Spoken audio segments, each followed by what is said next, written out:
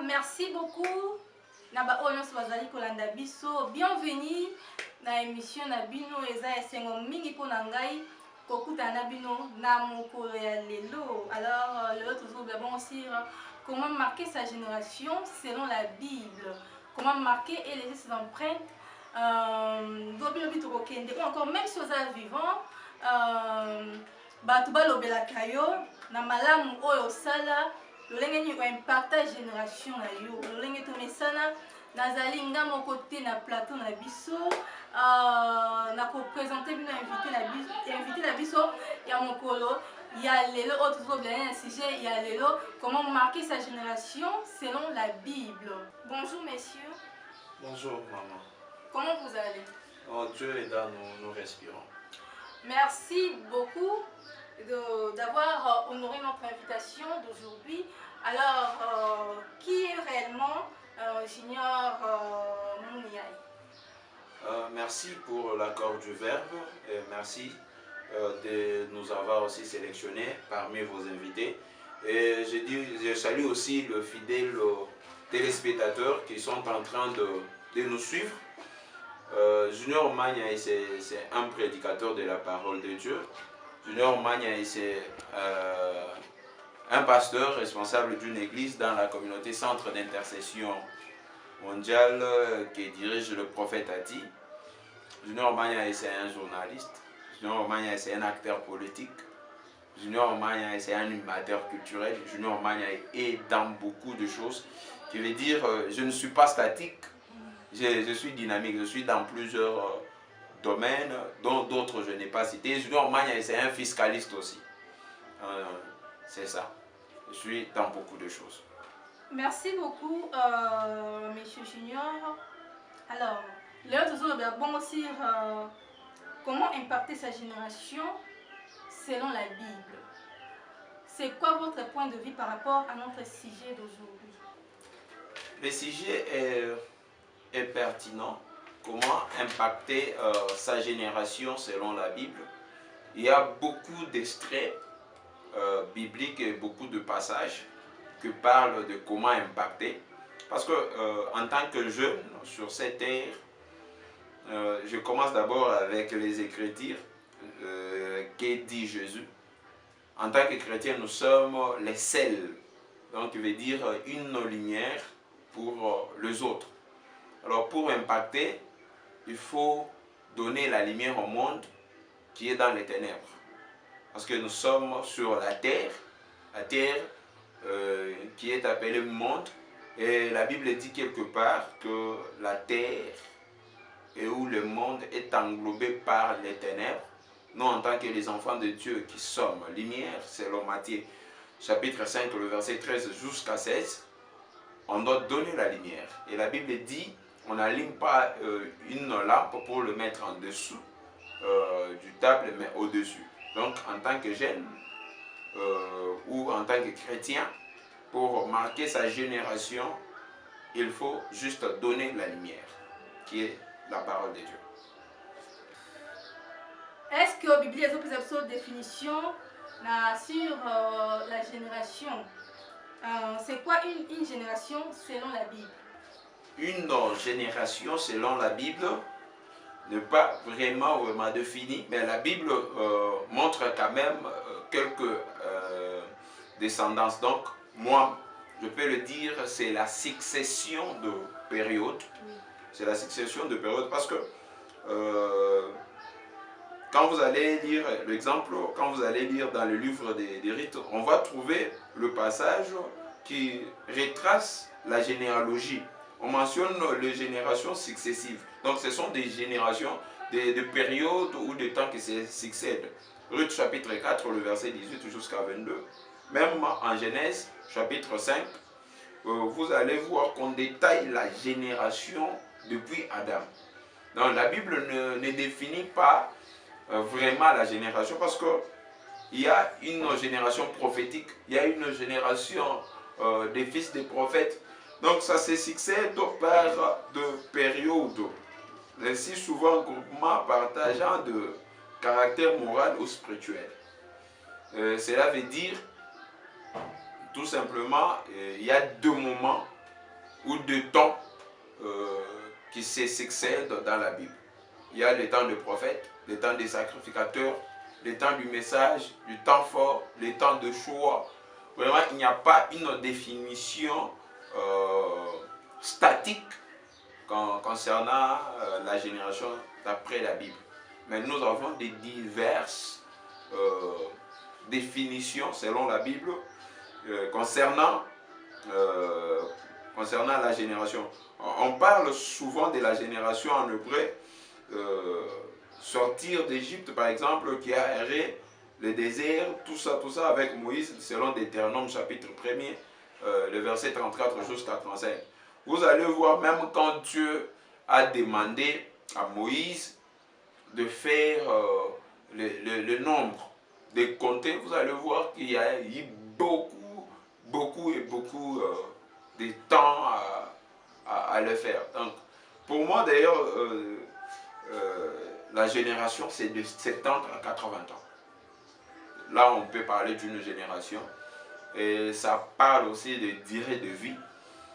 Une génération parle aussi de durée de vie. Il y a beaucoup d'aspects dont on pourrait prendre pour parler de la génération. Perspective généralement parlant, dans le prophétique et dans les lois, c'est une aussi génération. Par exemple, en Exode 12, 14, un versement de désobéissance peut entraîner des conséquences.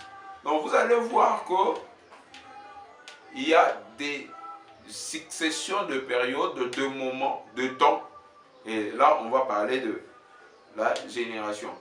On va parler des générations de Moïse. On va parler des générations de Josué. Nous allons parler des générations de Job. Ça dépend de périodes qui s'est écoulée dans le temps de telle ou telle personne. Parlons d'une génération mise à part. La Bible est pleine d'exemples de gens qui se sont mis à part et que Dieu a utilisés. C'est quoi se mettre mis à part pour Dieu?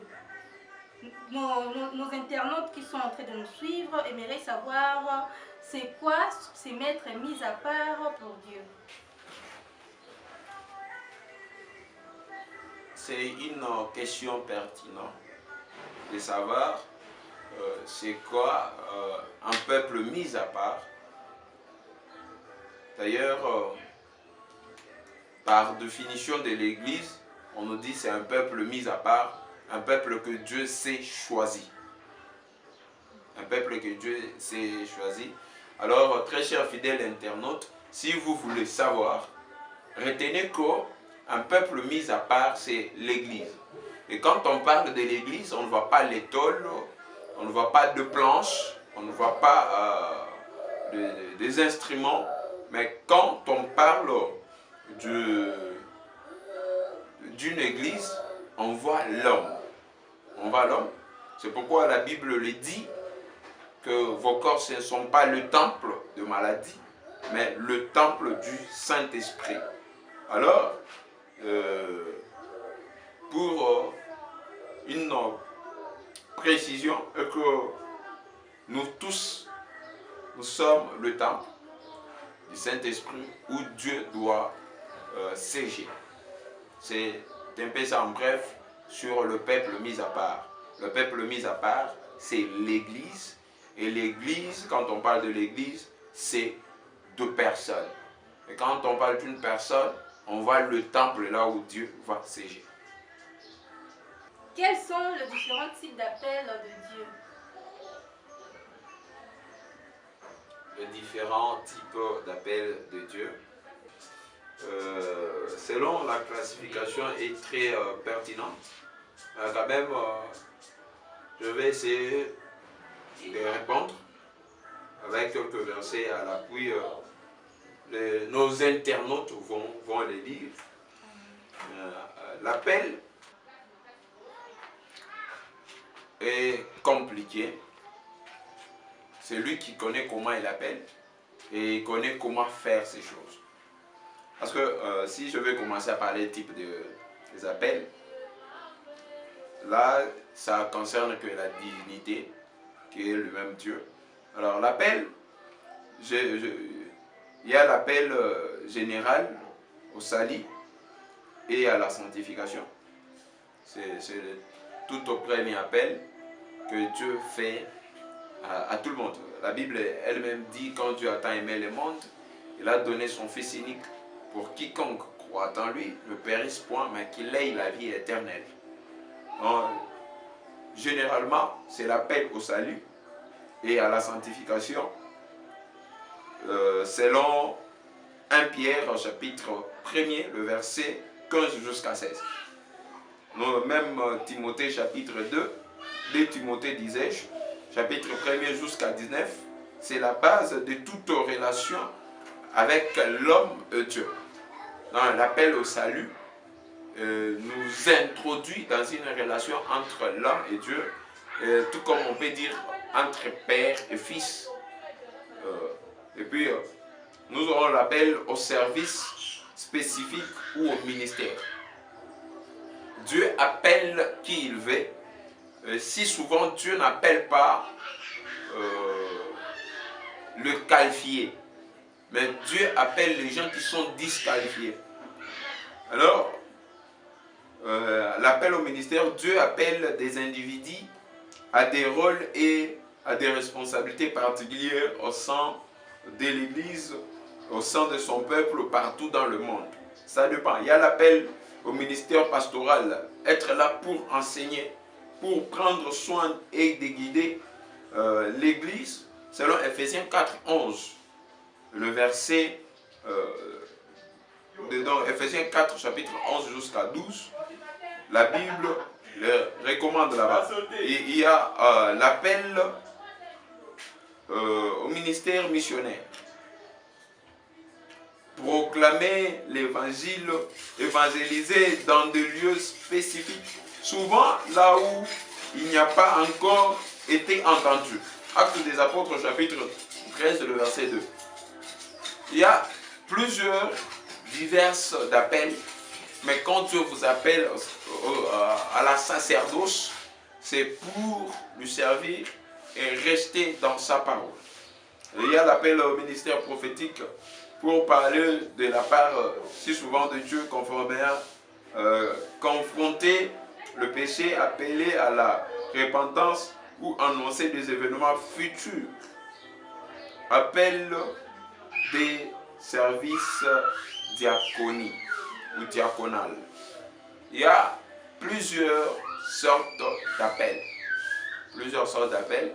Et ça dépend quand Dieu t'appelle et comment il va t'appeler et pourquoi il les fait. Et quand Dieu fait quelque chose, c'est pour un but et un objectif à atteindre après cet appel.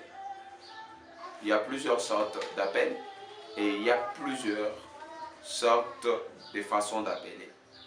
La façon dont il a appelé Moïse, ce n'est pas la même façon qu'il a fait aussi, qu'il a appelé aussi Josué, disais-je. Ce n'est pas la même façon qu'il a appelé Abraham. Ce n'est pas de la même façon qu'il a appelé Isaac. Quand j'ai cité Abraham, Isaac, je fais un pas en arrière pour parler de la génération, comme la question qui m'a été posée. Dieu, c'est un Dieu aussi des générations d'Abraham, d'Isaac et de Jacob. Donc, c'est à chaque fois qu'on voit une progéniture, là on peut aussi parler de la génération. C'était entre parenthèses pour vous dire, les appels ne sont pas les mêmes. Dieu appelle quand il veut et quand il peut aussi le faire. Peut-on servir Dieu sans pourtant être appelé? Parce que nous voyons, le pasteur va comme belé. Est-ce que bango nyonso babengamaki quelque part na Nzambe ou encore bakoki na bango kosala mosala wana sa pourtant babengama ndenge koloba? Merci pour la question. C'est une question que je dirais encore très pertinente. Il y a les appels des hommes, il y a aussi l'appel de Dieu. Comment je peux expliquer les appels des hommes? Dans le sens que papa est pasteur, oui. Le fils devient aussi pasteur. Nous les voyons. Et nous avions vu dans l'église, Ça devient comme le royaume. Quand le papa n'est pas là, c'est le fils qui récupère. Est-ce que Dieu approuve cette succession? Selon eux, il y a des versets qui leur défendent. Mais il y a les gens qui sont appelés par Dieu et les gens qui se sont appelés eux-mêmes et les gens dont les hommes ont appelé. Dans la Bible, nous allons voir qu'Élisée était les serviteurs d'Élie. Il n'était pas serviteur de Dieu. Un autre qui s'élève le matin, il s'est dit, je suis devenu pasteur. Naloti, Mazote, et du coup, il devient pasteur. C'est comme, vous avez dit, est-ce que, aujourd'hui nous avons beaucoup de pasteurs, est-ce que tous sont appelés? Je dirais que toute personne qui prêche n'est pas pasteur, tout comme toute personne qui vend n'est pas commerçant. Oui. Pour être commerçant, il faut être enregistré dans le RSSM, qui veut dire toute personne qui prêche n'est pas pasteur et toute personne qui prêche n'est pas appelée. C'est ça la réponse à cette question, qui est tellement pertinente. Merci beaucoup. Alors, vous avez parlé que tous ceux qui prêchent la bonne nouvelle ne sont pas pasteurs ou encore ne sont pas appelés. Pour des gens, pour des pasteurs, des enfants de pasteurs qui se retrouvent assez nettement sur, dans l'affaire de succession, après son père est mort, il remplace son père. Ils prennent comme l'église, c'est comme leur bien privé. Alors, vous allez dire votre point de vue par rapport à ce genre de comportement. Des gens de pasteurs ou encore des enfants de pasteurs qui se retrouvent à ce net moment dans cette situation. C'est une question pertinente, une question que me demande de ne pas entrer dans de polémiques et dans des critiques de gens. Mais l'église, ce n'est pas l'alimentation de quelqu'un. L'église, ce n'est pas le magasin de quelqu'un. Et il faut savoir qu'il y a plusieurs pasteurs qui font hériter ses enfants les églises. Ce n'est pas... Bon, l'enfant peut avoir l'appel, il va bien diriger l'église. Mais si l'enfant n'a pas l'appel, il va faire ce qui lui passe par la tête. Mais ce n'est pas tout le pasteur qui lègue leurs églises à leurs fils. Parce qu'il y a de murmures par-ci, par-là. Comme je l'ai dit à l'introduction de ma réponse, je ne vais pas entrer dans de polémiques des héritiers des églises. Mais une chose qui est vraie, avant de laisser l'église à votre fils, il faut se demander est-ce qu'il est appelé au ministère? Est-ce que la personne où vous laissez l'église, est-ce qu'il est appelé à berger? Est-ce qu'il est appelé à diriger? Est-ce qu'il est appelé à protéger les gens que vous lui laissez? Entre parenthèses, point d'interrogation. Donc, avant de laisser une église à quelqu'un, même celui qui n'est pas ton fils biologique, il faut d'abord regarder sa capacité de faire les choses. Est-ce qu'il est appelé à diriger? Est-ce qu'il va bien gérer le peuple que vous allez lui donner? Alors qu'on ne fasse pas des églises notre royaume et qu'on ne fasse pas des églises notre boutique ou magasin qu'on peut mettre quelqu'un quand on veut ou on peut faire. Alors il faut prendre du recul dans d'autres choses parce que c'est les divinités. Respectons ceux qui ont été écrits pour nous. Parce que l'Église n'est pas un royaume. Néanmoins, l'héritage qu'on peut léguer aux enfants. Puisque nous parlons d'appel, ceux qui sont en train de nous suivre aimeraient savoir pourquoi Dieu nous appelle à son service. Voilà une autre question qui est pertinente, qui mérite quand même une bonne réponse. Parce que ça, je ne vais pas fuir parce que ça ne va pas créer de polémique. Pourquoi Dieu nous appelle? Dieu nous appelle pour lui servir.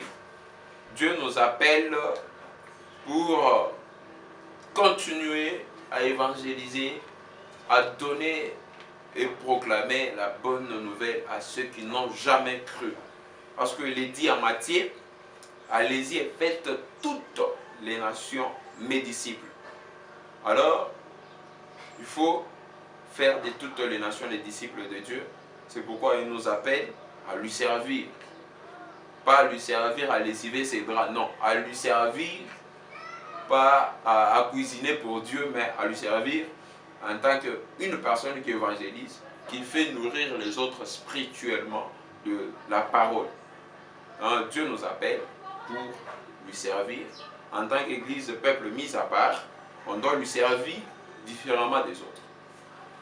Vous avez parlé de lui servir différemment des autres. Comment devenir un disciple qui impacte sa génération? Mais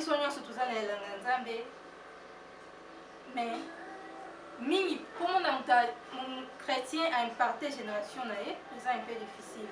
Et pour un disciple, c'est vraiment très difficile. Alors, comment devenir un disciple qui impacte sa génération? Alors, pour toute personne qui est disciple de Jésus-Christ, alors pour impacter sa génération, premièrement, comme je l'ai dit, il faut être une lumière. Selon Matthieu chapitre 5, le verset 13 jusqu'à 16. Et deuxièmement, pour impacter sa génération, il faut mener une vie exemplaire et modèle. Quand vous menez une vie exemplaire et modèle, vous allez impacter votre génération. Ça, c'est un. Et puis, pour mener cette vie modèle, il faut intégrité, donc l'intégrité et la fidélité au maître. Qui est le maître? C'est Jésus-Christ, notre modèle, notre Père. On doit être fidèle et on doit être intègre à son œuvre. Et c'est par là qu'on va impacter. Parce que la Bible le dit en Psaume 60, le verset 14, avec Dieu, nous ferons des exploits et il écrasera nos ennemis. Même pour impacter, dominer, il faut avoir Dieu au centre de tout. La Bible le dit pas seulement en Psaume, la Bible le dit aussi en Jean chapitre 15, le verset 5, Jésus parle, il dit, je suis le cep, vous êtes le serment. Celui qui demeure en moi et que je demeure en lui, il portera beaucoup de fruits, car sans moi vous ne pouvez rien faire.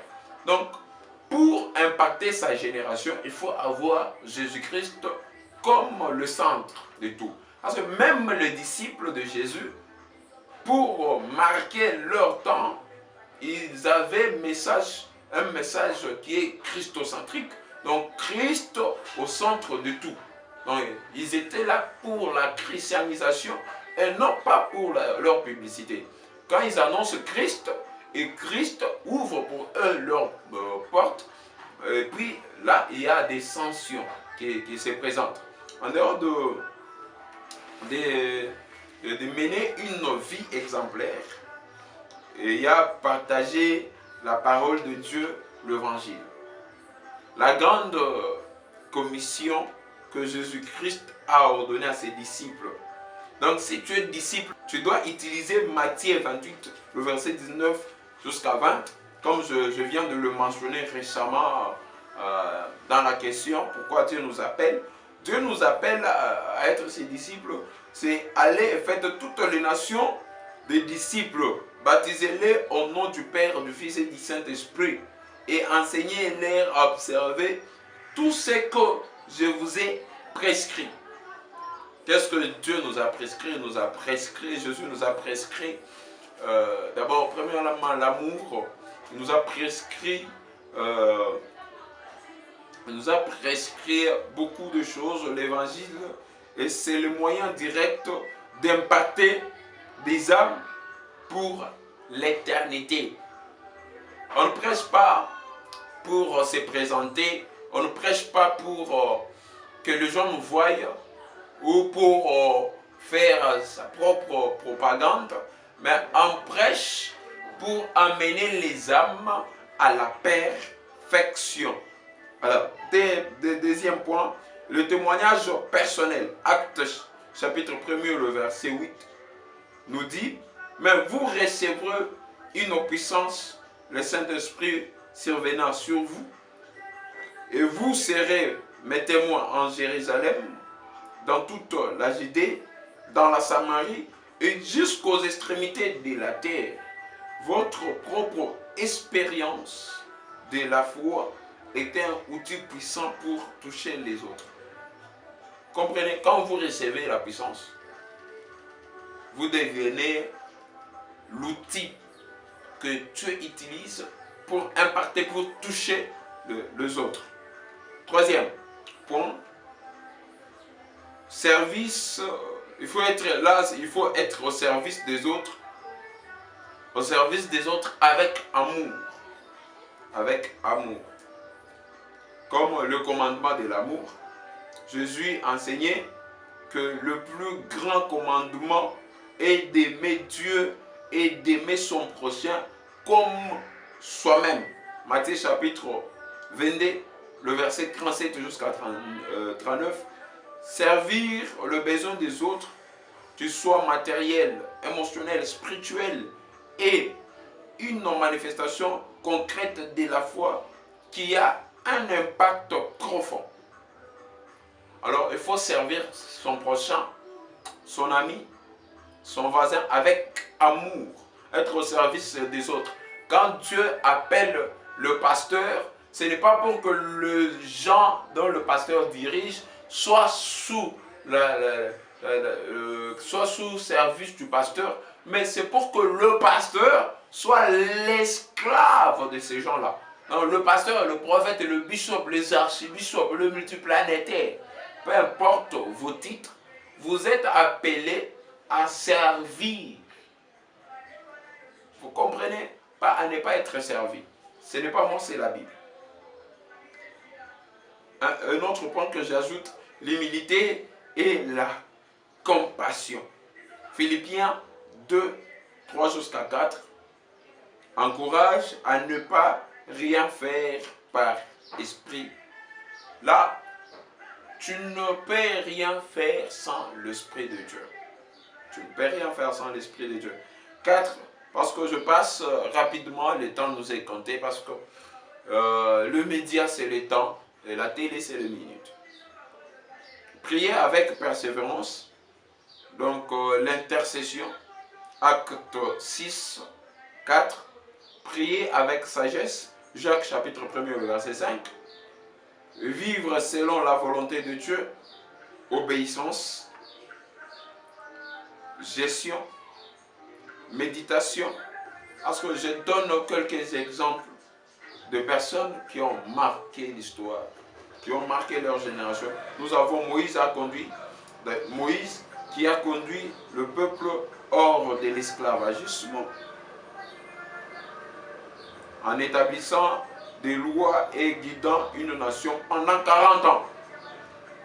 Nous avions David, bien qu'il était imparfait, il a été un roi selon le corps de Dieu, un musicien et un grand guerrier dont l'héritage a marqué l'histoire d'Israël.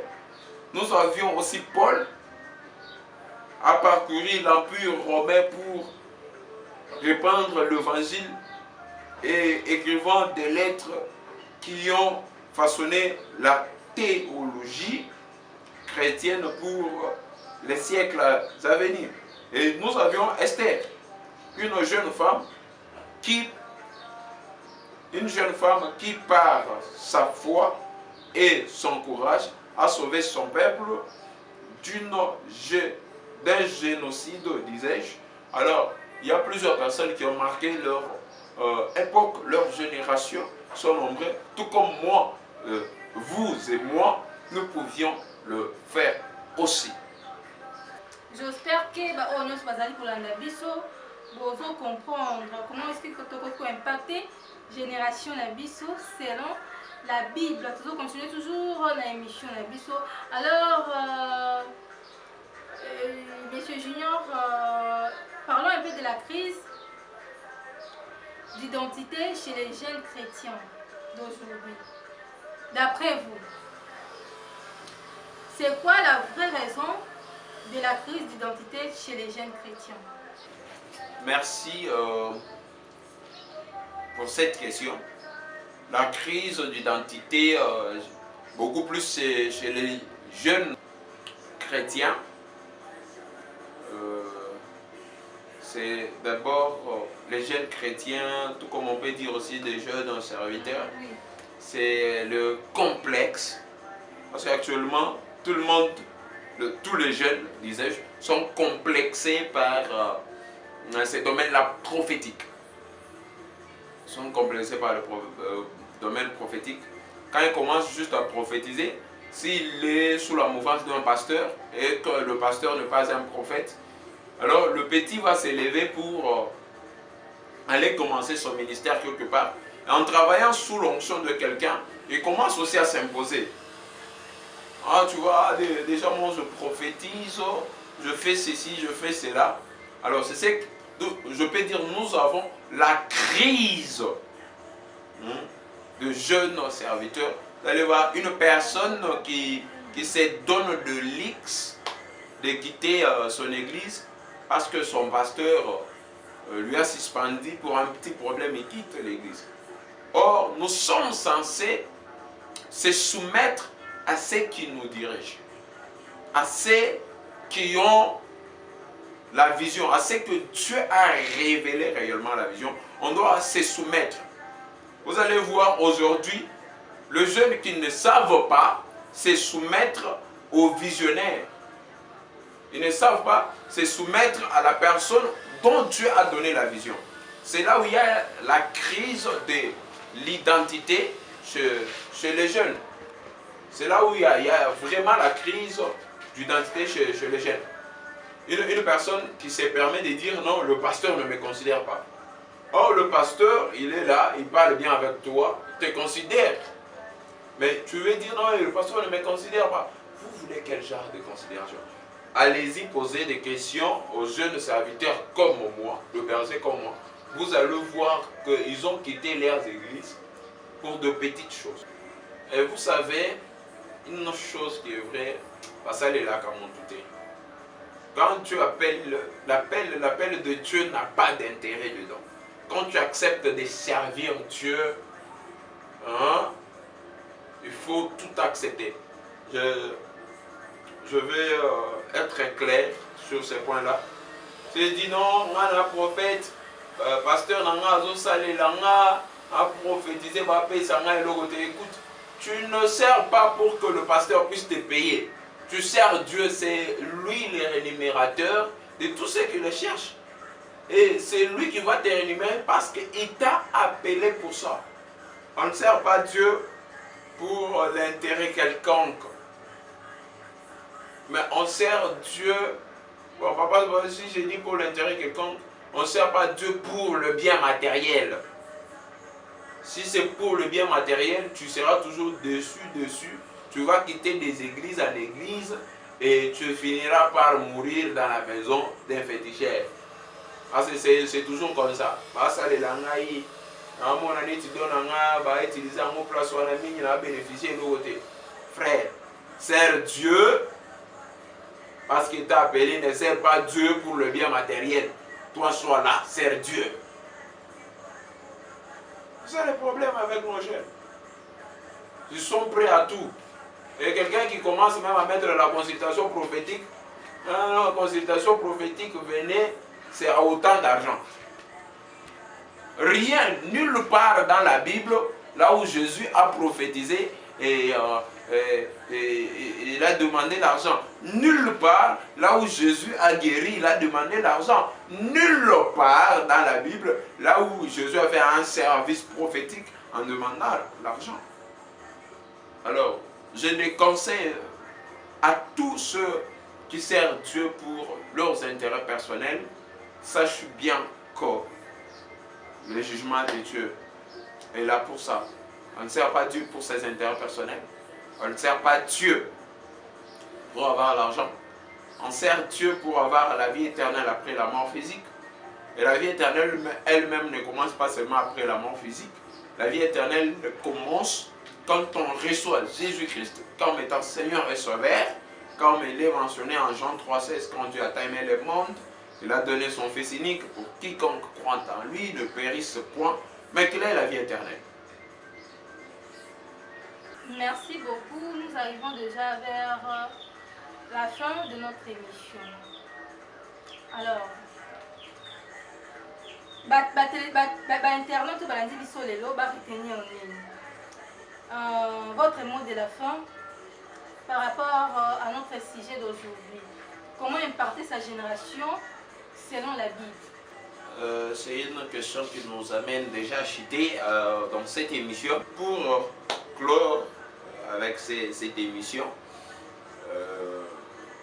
et comment impacter sa génération, c'est rester intègre à la parole de Dieu, fidèle à Dieu et marcher selon la loi qui nous ont été prescrites par Dieu. Aimez ton prochain comme tu t'aimes et mets ton Dieu avec tout ton cœur. Tu ne peux pas dire que tu aimes Dieu qui est invisible sans toutefois aimer ton prochain. Alors, j'ai dit merci à Dame Sheila pour l'invitation. J'ai dit merci à tous le fidèle téléspectateurs et internautes pour votre disponibilité à suivre cette émission. J'ai dit merci à tous le fidèle de la communauté Centre d'intercession mondiale et tout le serviteur de la communauté Centre d'intercession mondiale, en commençant par le représentant légal, le prophète Tati Ilunga depuis Canada. Je vous salue, Père. Jusqu'au dernier des serviteurs, Justin Kabongo, que Dieu vous fasse grâce et qu'il vous protège. Je salue tout le monde et je salue maman pasteur, Favère, Récite, Pimouyabou, que Dieu vous protège. Je salue toutes les personnes qui me sont chères et je salue tous les membres de ma fondation, Junior Maniaï Fondation. Je vous salue tous et que Dieu vous bénisse. C'était là le pasteur Junior Maniaï. Oh, il va éclaircir sur la sujet il y a comment impacter sa génération selon la Bible. Il faut impacter génération pour lobby bakanisa yo tant aux en vue encore tant déjà au Koufi. Alors nous sommes arrivés à la fin de notre émission. Au revoir.